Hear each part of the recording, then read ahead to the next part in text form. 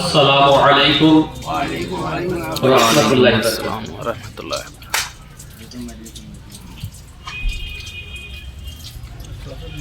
أعوذ بالله من الشيطان الرجيم.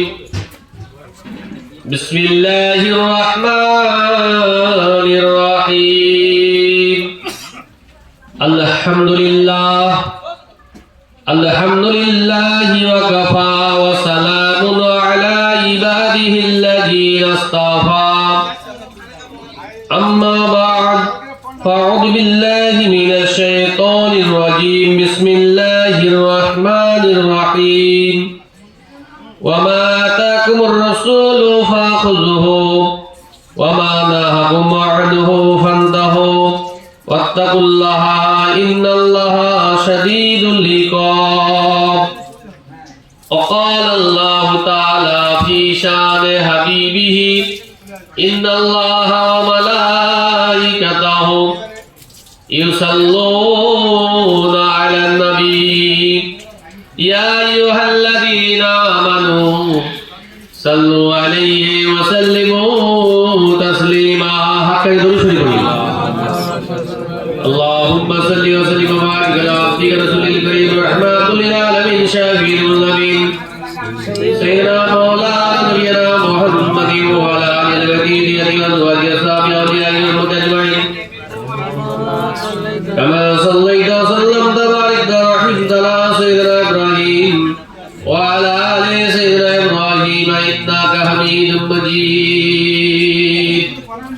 معزز মোহতারাম ওলামায়ে হাক্কানি, আমার দ্বীন ইসলাম দরদি নামাজি মুত্তাকি পরহেজগার আল্লাহওয়ালা আমার বাবাজি ভাইরা, পর্দার অন্তরালে আমার পর্দানশীল ইমানদার মা ও বোনেরা, আল্লাহ সুবহানাহু ওয়া তাআলার দরবারে অসংখ্য কোটি দরুদ ও সালাম যে আল্লাহ পাক রব্বুল আলামিন আমাদের দুনিয়ার সমস্ত কাজ কারবার ব্যবসা বাণিজ্য থেকে ফারাগাত করিয়ে এরকম একটা নূরের মজলিস, কোরআনের মজলিস, হেদায়েতের মজলিস, আল্লাহ রাসূল বলেন জান্নাতের বাগান, এই জান্নাতের বাগানে আমাদেরকে আসার বসার তৌফিক দিয়েছেন। সেই মহান সৃষ্টিকর্তা রব্বুল আলামিনের দরবারে লাখ কোটি শুকরিয়া জ্ঞাপন করি, সকলে বলি আলহামদুলিল্লাহ। ঠিক তারপরেই শতকোটি দরুদ ও সালাম বর্ষিত হোক আমার আপনার নবী, নবীদের নবী, নবীদের সর্দার জনাবে মুহাম্মদ রাসূলুল্লাহ সাল্লাল্লাহু তাআলা আলাইহি সাল্লামের উপরে, যে নবীকে সৃষ্টি না করলে আমার আল্লাহ পাক সুবহানাহু ওয়া তাআলা কুল কায়নাত কিছুই সৃষ্টি করতেন না। সেই নবীর উপরে শতকোটি দরুদ ও সালাম বর্ষিত হোক, সকলে বলি আমিন আল্লাহুম্মা আমিন। ভাই, আমার মধ্যে এলেন তো নাই, আমলের অবস্থা আরো খারাপ। কেবলমাত্র মুর্শিদের হুকুমে গুনাহগার আপনাদের খিদমতে দাঁড়িয়েছি। ভাই, ভাষার মধ্যে বলার মধ্যে যদি ভুল ত্রুটি বেয়াদবি হয়ে যায়, খালেস আল্লাহর রাস্তায় মাফ করে দিবেন। আল্লাহ সুবহানাহু ওয়া তাআলা কোরআনে কারীমের মধ্যে বলেন ওয়ামা আতাকুমুর রাসূলু ফাখুযুহু। আমার রাসূল, আমার হাবিব তোমাদেরকে যেটা দিয়েছেন সেটাকে তোমরা সদরে গ্রহণ করো, আঁকড়ে ধরো। সুবহানাল্লাহ বলেন। ওয়ামা নাহাকুম আনহু ফান্তাহু। আর যেটা তোমাদের ছাড়তে বলেছে, জনমের মতো ত্যাগ করবে, সেটা আর গ্রহণ করবে না। ওয়াত্তাকুল্লাহ ইন্নাল্লাহ ওয়াত্তাকুল্লাহ শাদীদুল ইকাব। আল্লাহ সুবহানাহু ওয়া তাআলা বলেন ইন্নাল্লাহ শাদীদুল ইকাব। আর আল্লাহ সুবহানাহু ওয়া তাআলা হলো কঠোর শাস্তিদাতা। রাসূল যেটা গ্রহণ করতে বলেছে সেটাকে তোমরা গ্রহণ করবে, আঁকড়ে ধরবে। আর যেটা ত্যাগ করতে বলেছে ছেড়ে দেবে, না হলে আল্লাহর তরফ থেকে শাস্তি অবধারিত হবে। ঠিক কি না ভাই? জি। তাহলে আমরা মুসলমান, আজকে আমরা কার উম্মত হয়েছি? আমরা নবীর উম্মত হয়েছি। জোরে বলেন সুবহানাল্লাহ। আর সেই নবীর যারা পেয়ারা হবে, আশিক হবে, কাল কিয়ামতে মহাশরের দিন আল্লাহর রাসূল তাদেরকে সুপারিশ করে করে ধরে ধরে আল্লাহর দয়ার জান্নাতে নিয়ে যাবে। জোরে বলে সুবহানাল্লাহ। ঠিক কি না ভাই? জি জি জি। আল্লাহর রাসূলের সুপারিশ ছাড়া কেউ আল্লাহর দয়ার জান্নাতে যেতে পারবে না। এই জন্য কাল কিয়ামতের দিন মহাশরের ময়দানে মানুষ সেদিন ইয়া নফসি করতে থাকবে। হযরতে আদম আলাইহিস সালাম থেকে নিয়ে নূহ আলাইহিস সালাম থেকে নিয়ে ইব্রাহিম আলাইহিস সালাম থেকে নিয়ে সকলের কাছে মানুষ দৌড়াবে। এক এক করে দৌড়াতে শুরু করবে। হযরতে আদম আলাইহিস সালামের কাছে যাবে, ওগো আল্লাহ, আজ এই বিপদের দিনে ইয়া নফসি করে তারা আদি পিতা হযরতে আবুল বাশার আদম আলাইহিস সালামের কাছে যাবে। এমন করে দৌড়াতে দৌড়াতে মানুষ যাবে জাতির পিতা ইব্রাহিম আলাইহিস সালামের কাছে, এমন করে মুসা আলাইহিস সালামের কাছে, এমন করে সমস্ত নবীদের কাছে যাবে। কিন্তু সেদিন আমার আল্লাহ সুবহানাহু ওয়া তাআলা একমাত্র সুপারিশ আমার আপনার নবী জনাবে মুহাম্মদ রাসূলুল্লাহ সাল্লাল্লাহু তাআলা আলাইহি সাল্লামের সুপারিশ কবুল করবে। জোরে বলেন আমার রাসূল, আমার হাবিব সিজদায় পড়ে যাবে। আমার আল্লাহ রাব্বুল আলামিন বলবেন, ও আমার নবী, ও আমার হাবিব, আপনি মাথা ওঠান, আপনি যাকে ইচ্ছা তাকে নিয়ে আমার দয়ার জান্নাতে চলে যান। সুবহানাল্লাহ বলেন। আল্লাহ রাসূল সেদিন যাকে ভালোবাসবে, পেয়ারা উম্মত হবে, আল্লাহর নবীর আশিক হবে, আল্লাহ রাসূল তাদেরকে ধরে ধরে ধরে ধরে দয়ার জান্নাতে নিয়ে যাবে। জোরে বলেন আম্মা জান আয়েশা সিদ্দিকা রাদিয়াল্লাহু তাআলা আনহা বলেন, ইয়া রাসূলুল্লাহ, ইয়া হাবিবাল্লাহ, আপনার সেই নবী আদম আলাইহিস সালাম থেকে নিয়ে যত নবী এসেছে সমস্ত নবীর কম থাকবে, আর আপনি তাদের মধ্যে থেকে আপনার উম্মতকে কি করে চিনবেন? ঠিক কথা কি না? চিনবেন কি করে? আল্লাহ রাসূল বলছেন, আয়েশা, একটা বড় মাঠ, ওই মাঠে যদি সমস্ত ঘোড়াগুলো কালো ঘোড়া থাকে, তার মধ্যে একটা ঘোড়া কপালে সাদা চিতা দাগ থাকে, কপাল চিতা ঘোড়া, সেই ঘোড়াটাকে কি চেনা যাবে? আম্মা জান আয়েশা সিদ্দিকা রাদিয়াল্লাহু তাআলা আনহা বলছেন, ইয়া রাসূলুল্লাহ, ইয়া হাবিবাল্লাহ, অনায়াসে চেনা যাবে। তো আল্লাহ রাসূল বলছেন, আমার উম্মত যারা হবে তাদের কপাল থেকে, তাদের হাতের কুনুই থেকে, পায়ের গাঁট থেকে নূরের তাজল্লি বার হবে, নূর চমকাবে। জোরে বলেন সুবহানাল্লাহ। সিজদার চিহ্ন উজু করবেন কুনুই থেকে, পায়ের এই গোড়ালি থেকে, এখান থেকে কি হবে না, তার একটা নূরের তাজল্লি বার হবে। জোরে বলেন সুবহানাল্লাহ। এই জন্য নামাজ তো আমাদের পড়তে হবে। আমার হুজুর কেবলা সুফি কাদের গাছ রাহমাতুল্লাহ আলাইহি তিনি বলেন যে 5 ওয়াক্ত নামাজটা বিনা কাজায় পড়তে হবে, নুরানি কোরআনি ওজিফা পড়তে হবে, হালাল রুজি খেতে হবে, সাধ্যমতো পরেজগারি করবে, আমার মুরিদ হিসাবে গণ্য হবে। জোরে বলেন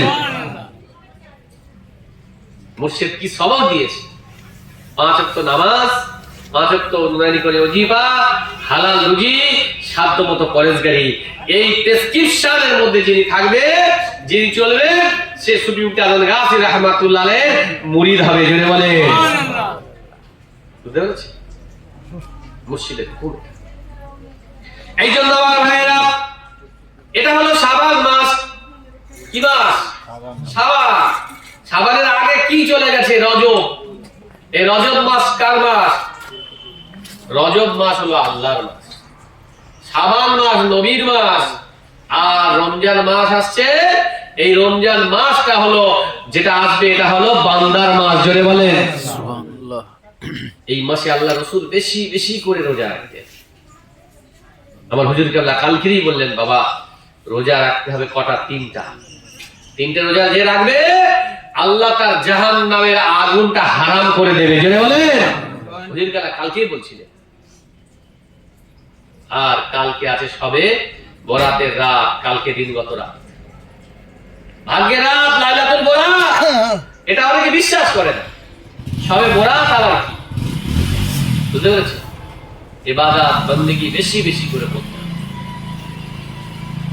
আর যে আগামী যে রমজান মাস আসছে, এই মাসে একটা নফল পড়বে তো ফরজের সমান নেকি আমার আল্লাহ দেবে বান্দাকে। সুবহানাল্লাহ। আর একটা ফরজ আদায় করলে 70টা ফরজ আদায়ের সমান নেকি আমার আল্লাহ দেবে। এই জন্য আমার ভাইয়েরা, একটা কথা মন দিয়ে শোনেন, মানুষ কিভাবে পরিবর্তন হতে পারে, চেঞ্জ হতে পারে। একটু যদি গহর করে, ফিকির করে, একটু যদি ধ্যান দিয়ে আল্লাহকে স্মরণ করে, মানে আমি কোথায় ছিলাম, কোথায় এলাম, কোথায় ফিরে যাব, আমার শেষ ঠিকানা কোথায় হবে, এইটা যদি আমরা একটু চিন্তা করতে পারি, তাহলে কি হবে, আমাদের জীবনটা চেঞ্জ হয়ে যাবে। ঠিক কি না? হযরত মালিক ইবনে দিনার রাহমাতুল্লাহ আলাইহি, তিনি একটা জনসভায় উঠেছে, ভাষণ দেবেন, বক্তৃতা করবেন, ওয়াজ করবেন। ওই সময় শ্রোতা মণ্ডলী তারা দাঁড়িয়ে গেছে। হুজুর, আপনি একটু দাঁড়ান, আগে আমাদের প্রশ্নের উত্তর দেন, তারপরে আপনি বয়ান করবেন, ওয়াজ করবেন, যাই করবেন আমরা শুনবো। আচ্ছা বাবা বলো। বলে হুজুর, আপনি তো কয়েক বছর আগে মাল খেয়ে টাল হয়ে রাস্তার ধারে তো পড়ে থাকতেন, আর আজকে আপনি আমাদের সামনে বক্তৃতা করবেন, জনসভায় ভাষণ দেবেন, এটা কি করে সম্ভব হয়েছে? বলে বাবা, তোমরা ঠিকই বলেছো, আমি মদ করছিলাম, মাতাল ছিলাম, রাস্তার ধারে পড়ে থাকতাম, ঠিক, কিন্তু আল্লাহ তরফ থেকে আল্লাহ পাক আমাকে পরিবর্তন করে দিয়েছে, আমি তওবা করেছি, আল্লাহ আমাকে পরিবর্তন করিয়েছে। জোরে বলেন সুবহানাল্লাহ। হযরত মালিক ইবনে দিনার রাহমাতুল্লাহ আলাইহি বলেন, প্রতি রাতে আমার মা মদ না খেলে, শরাব না খেলে আমার ঘুম হতো না। এক বছর রমজান মাস, সবে কদরের রাত, বাজার থেকে একটা শরাবের বোতল কিনে নিলাম, বাড়ি চলে গেলাম, শরাব পিও, শরাব খেয়ে আবার রাতের বেলা ঘুমিয়ে যাব। ওই মদের বোতলটা টেবিলের উপরে রেখে দিলাম, খানা পিনা করতে চলে গেলাম। কিন্তু আমার একটা 5-6 বছরের একটা বাচ্চা মেয়ে ছিল, ওই বোতলটা নিয়ে নাড়াচাড়া করতে করতে হাত থেকে ফেলে কোন রকমে পড়ে গেল, আর পড়ে গিয়ে বোতলটা ভেঙে গেল। রাতের বেলা টেবিলে রেখেছে, বাচ্চা মেয়ে 6-7 বছর বয়স, 6 বছর বয়স, কি হলো, নাড়াচাড়া করতে করতে ফেলে ভেঙে দিল। সে রাত্রে আর আমার মদ খাওয়া হলো না। আমি আমার বাচ্চা মেয়েটাকে এত ভালোবাসতাম, তার মুখের ওই কচি হাসি দেখে আমি সেদিন মদ খাওয়া ভুলে গেলাম। এমন করে প্রতিদিন আমার শরাব খেতে হয়, শরাব খেয়ে রাত্রেবেলা আমি ঘুমিয়ে যেতাম। একটা বছর এমন করে মাস চলে যায়, সপ্তাহ গেল, বছর অতিবাহিত হয়ে গেল। পরের বছরে আবার ওই সবে কদর রমজানের মাস এলো, আর একটা মদের বোতল নিয়ে টেবিলের উপরে রেখে দিলাম। আর বোতলের দিকে তাকিয়ে তাকিয়ে আর সেই গত বছরের স্মৃতির কথা মনে পড়ে গেল, চোখ থেকে ঝরঝর করে পানি পড়তে শুরু হলো। যে বাচ্চা মেয়েটি হাত লেগে গত বছরে ওই মদের বোতলটা পড়ে গিয়েছিল, সেই বাচ্চা মেয়েটি আর বেঁচে নেই, 6-7 মাস আগে মারা গেছে। এই বাচ্চা মেয়েটাকে আমি এত ভালোবাসতাম, হ্যাঁ, তাকে আমি এত আদর করতাম, তার মুখে চুমা দিতাম। সেই বাচ্চা মেয়েটির কথা চিন্তা করতে করতে সেদিন আমি মদ খেলাম না, আমি ওই ঘুমিয়ে গেলাম। ঘুমিয়ে ঘুমিয়ে খব দেখছি যে একটা মস্ত বড় অজগর সাপ আমার পিছু তাড়া করেছে, আর আমি মালিক ইবনে দিনার, আমি সাপের ভয়ে দৌড়াতে শুরু করেছি। বুঝতে পেরেছি? এমন করে আমার ভাইয়েরা, মালিক ইবনে দিনার রাহমাতুল্লাহ আলাইহি বলে, আমি সাপের ভয়ে দৌড়াতে দৌড়াতে অজানা কোনো এক জায়গায় দৌড়াতে শুরু করলাম, কিন্তু আমি কোনো ঠিকানা পেলাম না, আশ্রয় নিরাপত্তা না পেয়ে আমি পাহাড়ের দিকে দৌড়াতে শুরু করলাম। একটা বৃদ্ধকে দেখতে পেলাম, বৃদ্ধকে দেখতে পেয়ে তাকে গিয়ে সালাম দিলাম, দিয়ে বললাম, হুজুর আপনি আমাকে বাঁচান, আমার পিছে অজগর সাপ তাড়া করেছে, আমাকে খেয়ে ফেলবে।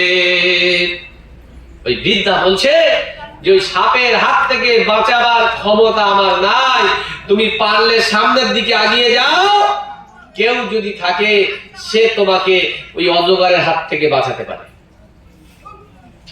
বুঝতে পেরেছি?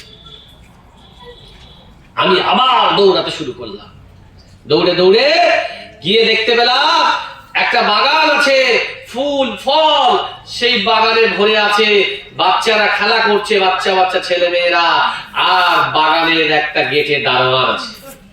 আমি আশ্রয়, নিরাপত্তা জন্য আশ্রয়ের খোঁজে ওই বাগানে ঢুকতে গেলাম, প্রবেশ করতে গেলাম, কি হলো না, বাগানের দারোয়ান আমাকে আটকে দিল।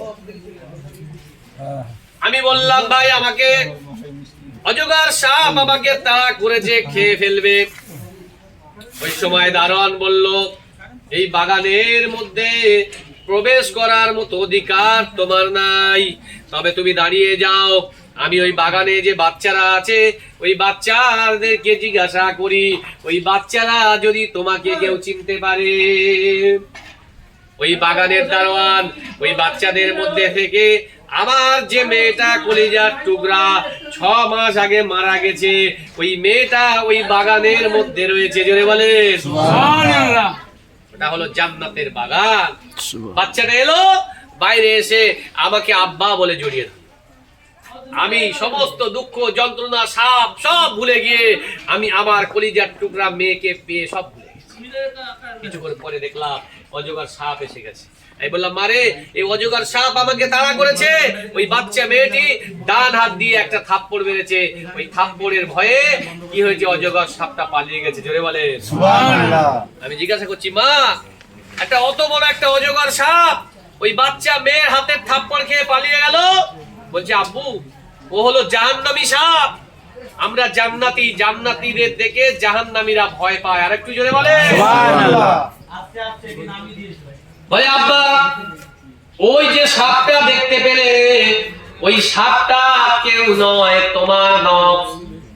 তুমি যে মদ খেয়েছো, তুমি শয়তানের গোলামি করেছো, তুমি আল্লাহর হুকুম মেনে না নিয়ে ছেড়ে দিয়েছো, যার কারণে তোমার নফসটা ওই অজগর সাপে পরিণত হয়েছে। আর রাস্তার ধারে যে বৃদ্ধকে দেখতে পেয়েছো, ওই বৃদ্ধটা হলো তোমার রূহ।